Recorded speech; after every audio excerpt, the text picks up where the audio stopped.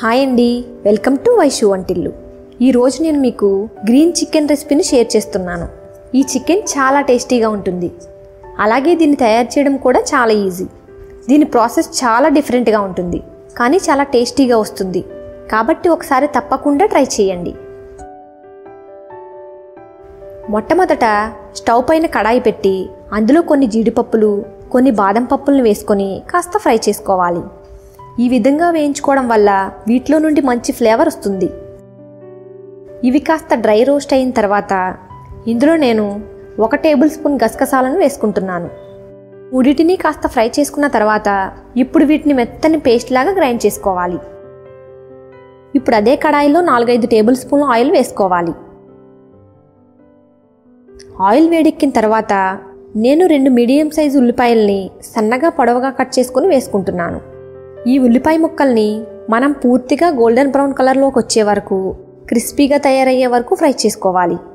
ఈ ఉల్లిపాయలు ఈ కలర్లోకి రావాలి. ఇవి ఇలా ఫ్రై అయిన తర్వాత వీటిని మిక్సీ జార్లోకి తీసుకొని గ్రైండ్ చేసుకోవాలి. మనం ఇక్కడ గ్రీన్ చికెన్ని తయారు చేస్తున్నాం కాబట్టి దానికోసం మనం కొత్తిమీరను, పుదీనాను, పచ్చిమిర్చిని తీసుకోవాలి.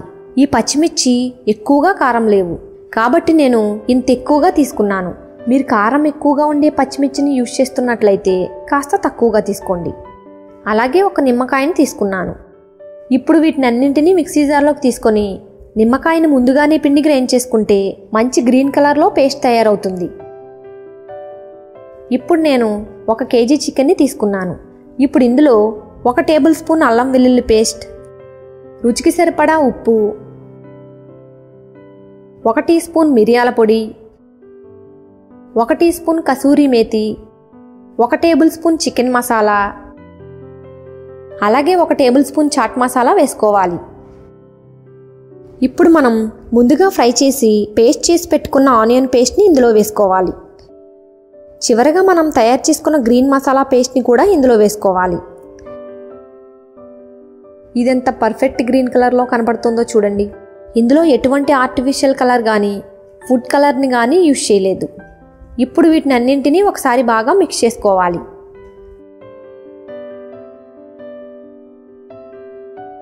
ఇప్పుడు ఇందులో 1/2 టీ స్పూన్ పసుపు, 2 టేబుల్ స్పూన్ల కారం వేసి ఒకసారి బాగా మిక్స్ చేసుకోవాలి.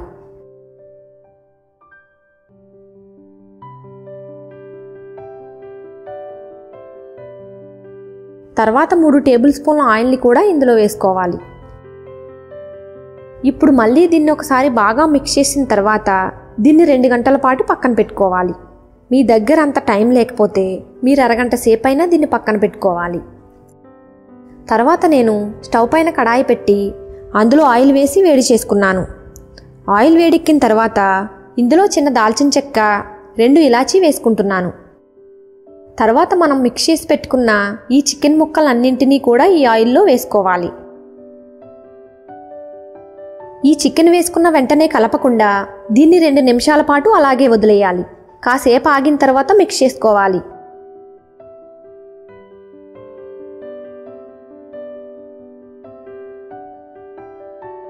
ఇందులో మనం వేసిన దాల్చిన చెక్క ఇంకా ఇలాచీ ఫ్లేవర్ చాలా బాగా వస్తుంది.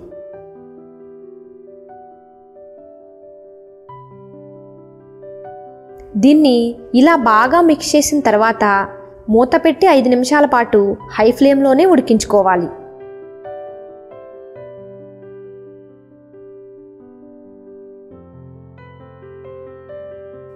ఐదు నిమిషాలు అయ్యింది. మూత తీసి మీకు ఒకసారి చూపిస్తాను చూడండి. ఇప్పుడు దీన్ని ఒకసారి బాగా మిక్స్ చేసుకోవాలి. చికెన్లో ఉన్నటువంటి వాటర్ ఏదైతే ఉందో అది బయటకు వస్తుంది.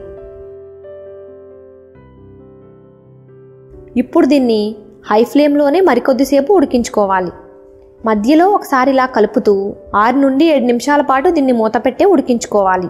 నేను ఇందులో ఎటువంటి వాటర్ని వేయలేదు. చికెన్ నుండి వచ్చే వాటర్ వల్లే ఇవి చాలా బాగా ఉడుకుతున్నాయి. 7 నిమిషాల తర్వాత మూత తీసి చూద్దాం.